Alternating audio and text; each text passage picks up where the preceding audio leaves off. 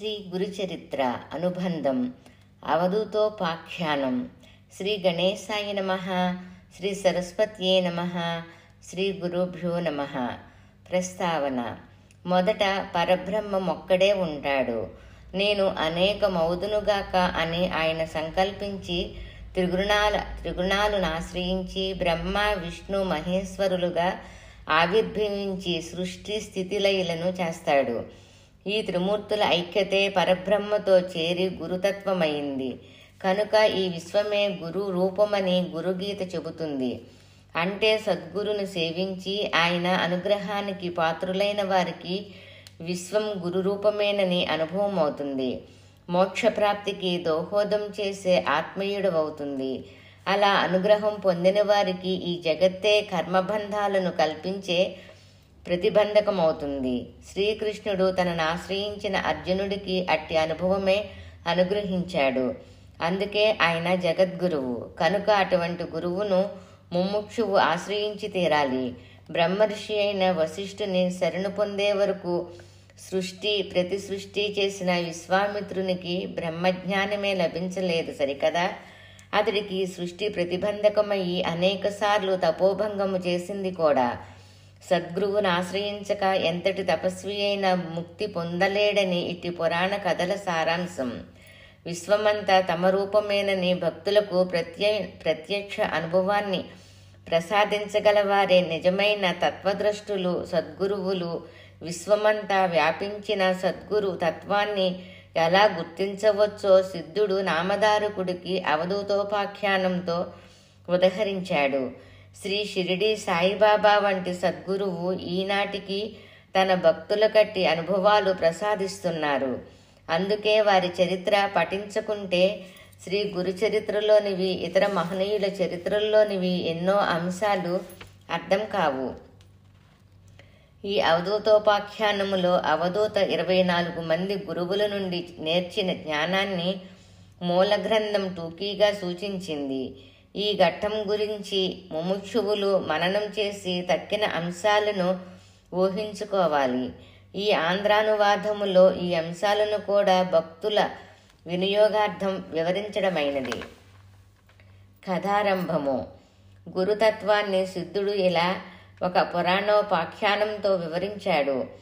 యాయితీపుత్రుడైన యదుమహారాజు ఒకనాడు వేటకు వెళ్ళి ఆ నిర్జనారణ్యములో కటిక నేలపై పడుకొని ఉన్న ఒక సర్వసంగ పరిత్యాగి సమర్థుడు అయిన ఒక అవధూతను చూచి ఆశ్చర్యపడి ఇలా అడిగాడు: స్వామి, ఆయుష్యము, సంపద, కీర్తి వీటిని కోరి మానవుడు ధర్మార్థ కామాలనే పురుషార్థాలయందు ఆసక్తుడవుతాడు. మీరు మాత్రము ఆసక్తులు కాలేదు. మీరు నైపుణ్యము లేక కానీ, చేతగాక కానీ, అజ్ఞానం వలన కానీ ఇలా ఉన్నారని చెప్పలేము. మీరు నిపుణులు, శక్తిమంతులు, జ్ఞానులు అనే సంగతి చెప్పకుండానే తెలుస్తున్నది. మీరీ నిర్జవారణ్యములో ఏ కోరికలు లేకుండానే పరమానందంగా ఎలా సంచరించగలుగుతున్నారు? అప్పుడు ఆ అవధూత లోక శ్రేయస్సుకై ఇలా బోధించాడు: నేను 24 మంది గురువుల నుండి జ్ఞానాన్ని గ్రహించి అనుష్ఠించి ఆత్మజ్ఞానం పొందాను. దానివల్లనే నిర్వేతుకము శాశ్వతము అయిన ఆనందం లభిస్తుంది. నా గురువులెవరో వారి నుండి నేను నేర్చినదేమో యోగ్యుడివైన నీకు వివరిస్తాను. నా మొదటి గురువు భూమి. పూర్వకర్మననుసరించి జీవులకు ఈశ్వరుడే ఆయా దేహాలు ప్రసాదించి వాటి జీవనానికి అవసరమైన రీతిగా ప్రవర్తింపచేస్తాడు. అటువంటి పశుపక్షాదులెన్నో భూమిపై నివసిస్తున్నాయి. మానవులు భూమిని దున్నుతారు. బావులు, చెరువులు, కోనేళ్ల కోసం భూమిని త్రవ్వుతారు. జీవులన్నీ ఆమెపై మలమూత్రాలు విసర్జిస్తాయి. అయినప్పటికీ భూమి ఓర్పు వహించి జీవులకు సస్యాలు ఆశ్రయము ఇచ్చి పోషిస్తుంది. ఇన్ని జీవుల నుండి తనకెంత బాధ కలిగినా చెలించక తన ధర్మాన్ని తాను అనుసరిస్తుంది. అలానే పూర్వకర్మ వలన ప్రేరేపించబడిన సకల భూతాల వలన పీడింపబడినప్పటికీ ముముక్షువు ప్రేమ ఓరిమలతో సహించి ధర్మ మార్గము నుండి చెలించకుండా ధైర్యం వహించి ఉండాలని భూమి నుండి నేర్చుకున్నాను. అలాగే భూమిపైనున్న కొండలు దేవాలయాలకు, సకాల వర్షానికి కారణమైన అరణ్యాలకు నెలవులు. ఎన్నో జీవులు వాటి గుహలలో నివసిస్తాయి. మానవులకెంతో ఉపకరించే నదులు వాటిలో జన్మిస్తాయి. గృహ ఆలయాది నిర్మాణాలకు కావలసిన రాళ్లను ప్రసాదించడమే కాక పరమార్థాన్ని కూడా మానవులకు ప్రసాదించగల ఎన్నో పవిత్ర తీర్థాలకు నిలయాలు పర్వతాలు. పర్వతం సకల జీవుల శ్రేయస్సు కొరకు మాత్రమే ఉంటుంది. ముముక్షువైన వాడు అలా జీవించగలగాలని దాని నుండి నేర్చుకున్నాను. నా రెండవ గురువు వాయువు. వివిధ వస్తువుల శీత, ఉష్ణ, శుచి, అశుచి, సుగంధ, దుర్గంధాలతో సంబంధము లేకనే వాయువు అనాసక్తుడయి వాటి మధ్య సంచరిస్తాడు. తాత్కాలికంగా వాటి చేత ప్రభావితుడైనట్లు కనిపించినా మరుక్షణమే తన సహజ నైర్మల్యంతో ఎల్లెడలా సంచరిస్తాడు. ముముక్షువు కూడా ఇంద్రియ విషయాల అనుభవమవుతున్న సుఖదుఖాది ద్వంద్వాలలో తగులుకొనక హృదయము, వాక్కులకు అనుక్షణము సంభవించే విక్షేపాలను తొలగించుకోవడమే జీవిత లక్ష్యమని తలచి ప్రాణరక్షణకు అవసరమైన ఆహారం మాత్రం చేతనే యోగి తృప్తి చెందాలి. నా మూడవ గురువు ఆకాశము. అప్పుడప్పుడు ఆకాశము మేఘాలు, ధూళి, సంధ్యారాగాల చేత ప్రభావితమైనట్లు కనిపించినా అది సహజంగా దేనికి అంటనిది. మునికోడ కాలగతిలో సృష్టించబడిన త్రిగుణాల వికారరూపమైన దేహానికి దాని వలన కలిగిన మనోవికారాలకు అంటనివాడయి ఆకాశంలా స్వచ్ఛుడై ఉండాలని తెలుసుకున్నాను. అంతేకాక ఆత్మ ఆకాశం వలె సర్వవ్యాపి. దాని యందు గోచరించే వివిధ రూపాల చేత అది అవిభేద్యము, అసంగము, శుద్ధము అని గ్రహించాను. అట్టి ఆత్మయే బ్రహ్మం కదా. నా నాలుగవ గురువు అగ్ని. అగ్నిదేవుడు ఒకప్పుడు విశేషాగ్నిగా ప్రజ్వలిస్తాడు, ఒకప్పుడు నివురుగప్పి మందంగా వెలుగుతాడు, మరొకప్పుడు రాపిడి వల్లనే ప్రకటమయ్యే అగ్నితత్వంగా వస్తువులలో సూక్ష్మంగా దాగి ఉంటాడు. అట్టి సామాన్యాగ్ని మదనం చేత విశేషాగ్నిగా ప్రకటమయ్యి యజ్ఞం చేసేవారి పూర్వపాపాలను హరించి రానున్న కర్మదోషాలను నివారించడం కోసము ఎవరి నుండైనా సరే హవిస్సును గ్రహిస్తాడు. కానీ తాను మాత్రం వారి పాపాల చేత అపవిత్రుడు గాకనే వారి పాపాన్ని దహిస్తాడు. అలానే ముని కూడా తన తపశ్శక్తిని గుప్తంగా ఉంచుకుంటూ జనాన్ని పావన మనర్చడానికై సర్వుల నుండి భిక్షను కొని వారిని అనుగ్రహిస్తాడు. తాను మాత్రం అగ్ని వల్లే ఎట్టి భిక్ష వల్లనైనా అపవిత్రుడు కాడు.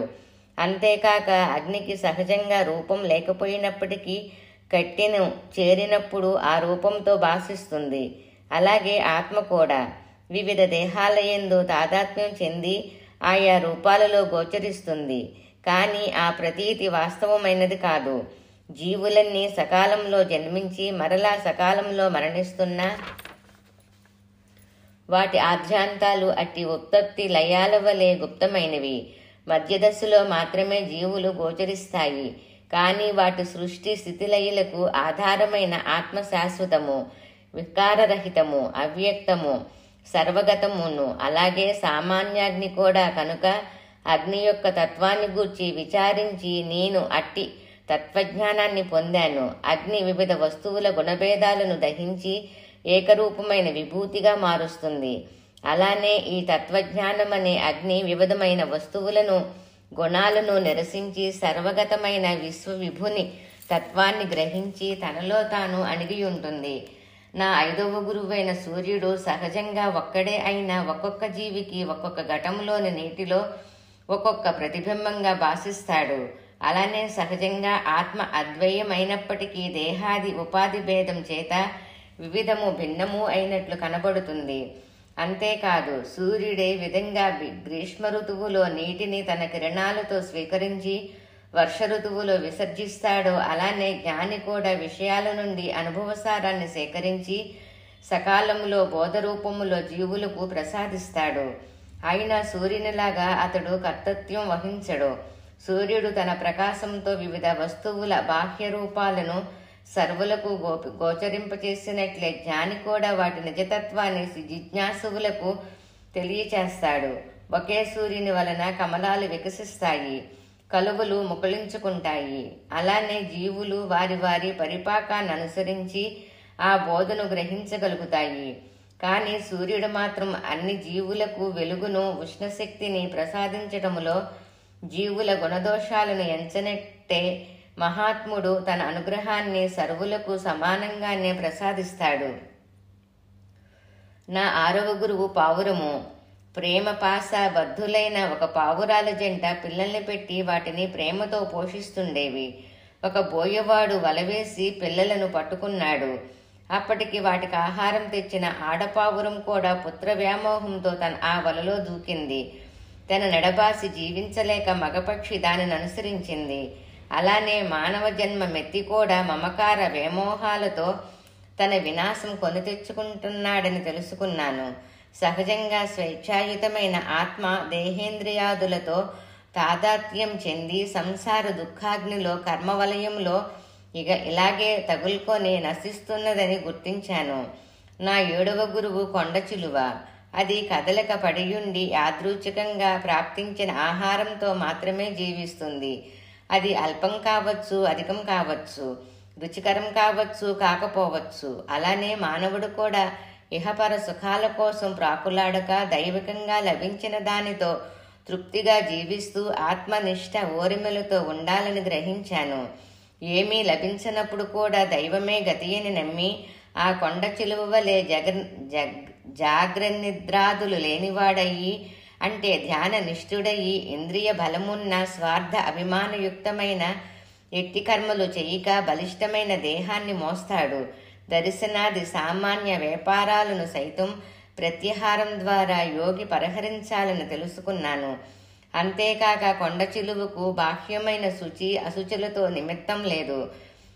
జనసంచారం నుండి దూరంగా ఉంటుంది. నిరంతరం ధ్యానమనే అంతశుచిలో నిమగ్నుడైన ముని కూడా అలానే జీవించాలని తెలుసుకున్నాను. నా 8వ గురువు సముద్రం.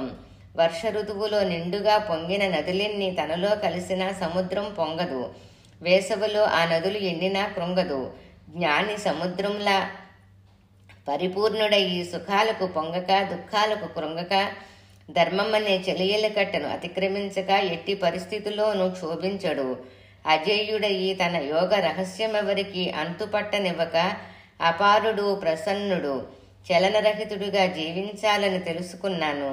అంతేకాక సముద్రము తనలోని ముత్యాలను ఎన్నడూ బయటకు విడవదు. బయట నుండి చెత్తను కొంచెం కూడా తనలో చేరనివ్వదు. అలానే తనలోని సద్గుణాలను అవగుణాలను ఒక్కదాన్నైనా చేరనివ్వక జీవించాలని తెలుసుకున్నాను. మిడతా నా 9వ గురువు. అది అగ్నిని చూచి ఆకర్షింపబడి అందులో దూకి నశిస్తుంది. అలాగే అజ్ఞానాన్ని జ్ఞాన సూర్యుడవు. విశాలమైన నేత్రములు కలవాడు, నశిస్తాడు. భక్తులకు వరములిచ్చే లక్ష్మీపతి అయిన సరస్వతి నశిస్తాడని తెలుసుకున్నాను. నన్ను అలా కాక మనసులో జ్ఞానమనే అగ్నిలో తన అజ్ఞానాన్ని శాసించగల అంకుశము వంటి వారు మీరు. నా సత్యము సర్వానికి సారభూతము అయిన పరమాత్మతత్వమే మానవులు. భక్తవత్సలుడు సర్వభూత కర్తయైన పరమాత్మ యొక్క అవతారాలన్నిటిలో శ్రేష్ఠుడు అయిన శ్రీవల్లభ నృసింహసరస్వతి నీకు నమస్కారము. ఆకాశము, వాయువు, తేజస్సు, జలము, భూమి అను పంచభూతాత్మకమైన సృష్టికి కర్తవై ఉండి సూర్యచంద్రులే నేత్రములుగా గల సర్వసాక్షిని తెచ్చుకుంటాడని నీకు రాగద్వేషాలు లేకున్నా నీవు భక్తుల పాలిట కామధేనువు. నా శ్రీ గురు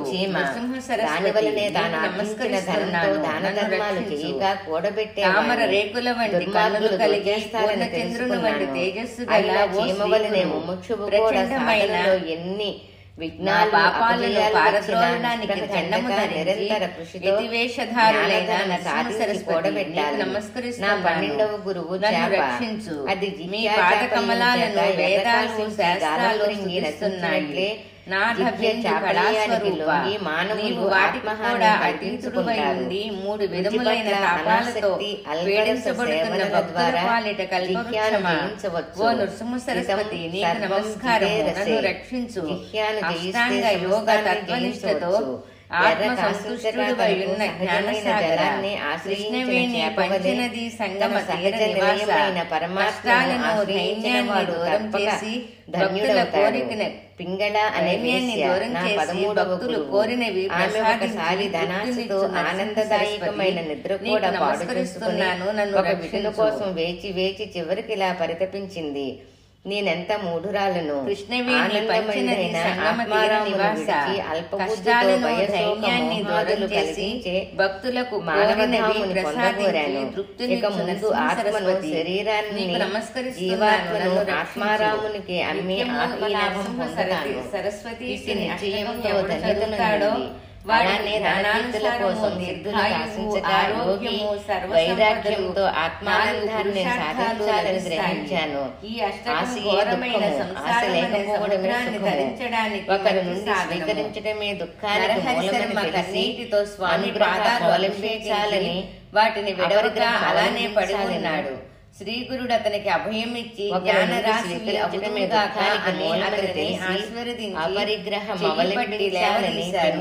అక్కడ చేరిన వారందరూ ఆ 14వ గురువు ఆశ్చర్యపోయి అప్పుడు వారందరినీ తీసుకొని ఆయన గంధర్వపురంలోని తమ మఠానికి చేరుకున్నారు. ఆ గ్రామంలోని వారందరూ ఆ లీల గురించి విని భక్తితో శ్రీగురుడు కావాలని అతన్ని చూసి తెలుసుకున్నాను. నరహరి ఆనాడు వారందరికీ సమారాధన చేశాడు. తర్వాత శ్రీగురుడు దగ్గరకు పిలిచి, నాయన నీ పట్ల మా బాలుడే నా పదిహేనవ గురువు. నీవు కాల ప్రభావం సంపదలతో ఐహిక సుఖాలయాలు పొందినట్లు కనబడతాయే కానీ వంశములో జన్మించిన వారందరూ వేద శాస్త్రజ్ఞులు. అలానే జననం మొదలు మరణం అవుతారు. మార్పులని ముగ్గురు కొడుకులు పుడతారు. వారిలో ఒకడు యోగి అయ్యి మా సేవ చేస్తాడు. చంద్రుడు సూర్యకాంతిని పారమార్థకమైన శ్రేయస్సు కూడా లభిస్తుంది. అలానే ఆశీర్వదించాడు. ఆ తర్వాత శ్రీగురుడు అతనికి అష్టాంగ యోగం ఉపదేశించి విద్యా సరస్వతి మంత్రాన్ని కూడా ఉపదేశించి నీకు యోగీశ్వరుడు అని పేరు పెడుతున్నాము. అలానే జననం మొదలు మరణం వరకు గల మార్పులని దేహానికి చెప్పారు. నామధారక శ్రీగురుని ప్రసాదం వలన నరహరి శర్మకు కానీ స్వయంగా ప్రకాశించలేదు. గురుభక్తి వలన ఎంతో వృద్ధిలోకి వచ్చారు. స్వామిని నమ్మిన వారిని ఆయన ఎంతగా అనుగ్రహిస్తారో చూచాము కదా. అంతేకాదు చంద్రుడు నా 16వ చేసిన స్తోత్రం అతడు సర్వజీవులకు ఎంతో ఆహ్లాదము చల్లదనము స్తోత్రములో వ్యాకరణ దోషాలు సంతోషాలు ఉన్నాయి. ఎవరైనా అలానే చదవాలని తెలుసుకున్నాను. పరిమళం చేత ఆకర్షింపబడిన రాత్రంతా ముడుచుకున్న కమలంలో బంధింపబడుతుంది. అలాగే ఇది కూడా సుగంధము గల పదార్థాల పట్ల ఆసక్తి నివారణ కొరకు వాటిని సమర్పించే కొరకు పతీతుడవుతాడు. తేనెటీగ పువ్వులు నలగకుండా తేనెను గ్రహిస్తుంది. సన్యాసి గృహస్థులకెట్టి కష్టము కలగచేయకుండా వారి నుండి స్వల్పంగా మాత్రమే ఆహారాన్ని సంపాదించాలి. అంతేకాక 9 వివిధ రంగులు గల పువ్వుల నుండి తేనె మాత్రమే గ్రహించినట్లు వివేకి సకల శాస్త్రాల సారం మాత్రం గ్రహించాలి కానీ పాండిత్యానికై ప్రాకులాడరాదు. తేనెటీగ రేపటికని మాపటికని తేనె కూడబెట్టడం వలన తేనె అమ్ముకునేవాడు వాటి తేనెను అపహరిస్తాడు. కనుక ముని రాత్రికని రేపటికని ఆహారం కూడబెట్టక చేతులే భిక్షపాత్రగా కడుపే కంచంగా జీవించాలి. ఇదంతా నాకు నేర్పిన తేనెటీగా నా 17వ గురువు.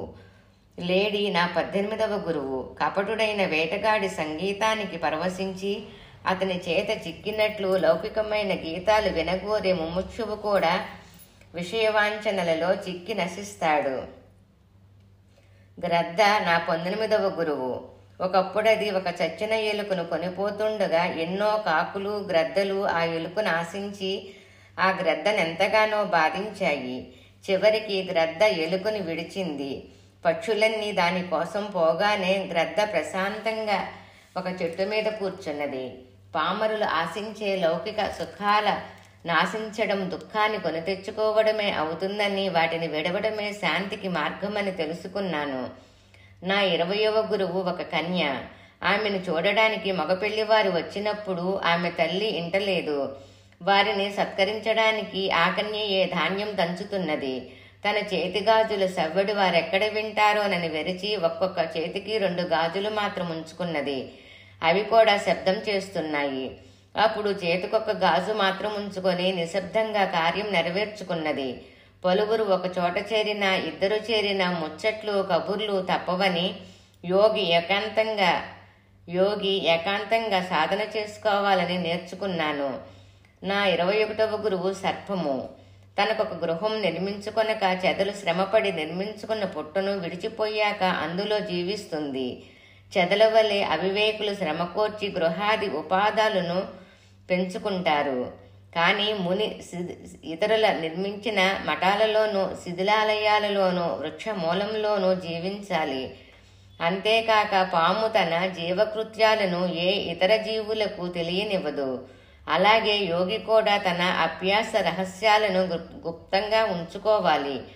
పాముల ఏకాంతాన్ని ఆశ్రయించిన యోగి యోగాన్ని నిశ్చింతగా అభ్యసించగలడు. పాము తన కుబసాన్ని నిశ్చింతగా విడిచినట్లు యోగి కూడా అంత్యకాలంలో యోగసిద్ధి వలన స్వచ్ఛందంగా దేహాన్ని త్యజించగలడు. సాలెపురుగు నా 22వ గురువు. అది తాను వెడలగ్రెక్కిన పదార్థంతో గూడు అల్లుతుంది. కొంతకాలానికి తిరిగి దానిని మృంగివేస్తుంది. అలానే బ్రహ్మ తనలో నుండి ఈ సృష్టిని బహిర్గతం చేసి తిరిగి తనలోనే లీనం చేసుకుంటాడు. జీవుడు కూడా తన హృదయగతములైన సంస్కారాలతో తన ఉపాధిని పెంచుకొని మరలా అవసాన దశలో తిరిగి దానిని అంతర్గతం చేసుకుంటాడు. కనుక ఈ జగత్తంతా వాస్తవానికి బ్రహ్మమయమే అయినా తత్వజ్ఞానాన్ని సాధించని వారికి ఇది వాసనామయం. నా 23వ గురువు భ్రమరకీటము. భ్రమరము తన గుడ్డు నుండి బయల్పడిన తన కీటాన్ని తెచ్చి గూటియందుంచి దాని చుట్టూ జుంకారం చేస్తుంది. ఆ జుంకార భీతి వలన కీటం అహర్నిశలు భ్రమరాన్ని గురించే చింతించి కొంతకాలానికి తానే భ్రమరమవుతుంది. అలానే సత్శిష్యుడు తన గురువును నిరంతరం ధ్యానించి తానే గురువు అవుతాడని గుర్తించాను. నా 24వ గురువు జలము.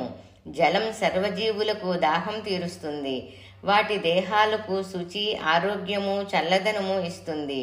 వృక్షాలకు సస్యాలను పోషిస్తుంది. అన్ని జీవులకు అంత మేలు చేస్తున్న తాను మాత్రం నమ్రతతో పల్లమైన ప్రాంతాలలోనే నిలుస్తుంది. అలానే ముని తనను ఆశ్రయించిన వారి హృదయ దేహ తాపాలను తొలగించి రక్షిస్తూ కూడా వినమ్రుడై ఉండాలని గ్రహించాను. శ్రీ గురుచరిత్ర అవధూతోపాఖ్యానం సంపూర్ణం.